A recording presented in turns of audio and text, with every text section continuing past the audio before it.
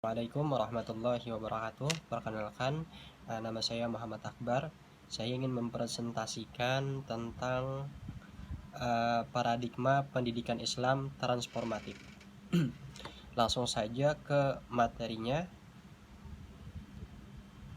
Pendidikan menurut Ki Hajar Dewantara atau tokoh pendidikan nasional Indonesia menyatakan, pendidikan pada umumnya berarti daya upaya untuk memajukan budi pekerti atau kekuatan batin, pikiran, intelek, dan jasmani anak-anak, selaras dengan alam dan masyarakatnya.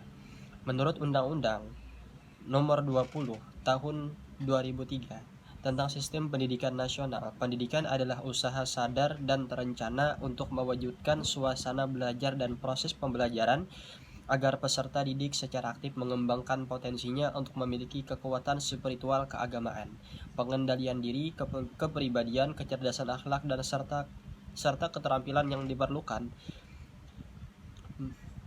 dirinya masyarakat, bangsa, dan negara. Jadi secara garis besarnya bahwa arti dari pendidikan tersebut adalah sebuah usaha sadar dan terencana untuk mewujudkan suasana belajar dan proses pembelajaran agar peserta didik secara aktif mengembangkan potensi dirinya, seperti itu.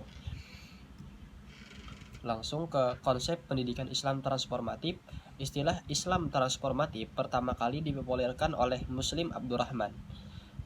Nah, jadi menurut beliau, dalam istilah transformatif, tujuan risalah Islamiyah pada intinya adalah bagaimana membawa ide agama dalam pergaulan hidup secara kolektif. Nah, jadi secara garis besarnya bahwa beliau atau kita, bagaimana cara kita membawa ide agama, bagaimana membawa agama di dalam pergaulan kehidupan kita sehari-hari untuk menegakkan tatanan sosial yang adil sebagai cita-cita ketakwaan. Dalam hal ini yang menjadi persoalan utama adalah sebagai agama ditafsirkan untuk dapat memihak pada persoalan keadilan, persoalan nasib orang-orang, dan subordinasi sosial, baik melalui rasionalisasi, perumusan makna hidup yang baru, advokasi, dakwah pembelaan, dan kelembagaan majelis taklim pemberdayaan. Nah, menurut Sidin Pulang, menurut agama harus hadir dalam ketiga ranah tersebut, tapi pada praktiknya saat ini agama tidak berani mengambil sikap tegas dalam perebutan makna-makna kemerdekaan atau tauhid. Pendidikan Islam transformatif. Nah, secara konseptualnya, pendidikan Islam sebenarnya sudah cukup kaya dan sempurna sebab ingin membentuk pribadi muslim yang sempurna dan mendapatkan kebahagiaan hidup di dunia dan akhirat. Nah, meskipun lebih cenderung normatif. Nah, sebab dalam realitasnya praktik pendidikan Islam itu cenderung idealis dan kurang bersentuhan problem realitas empirik.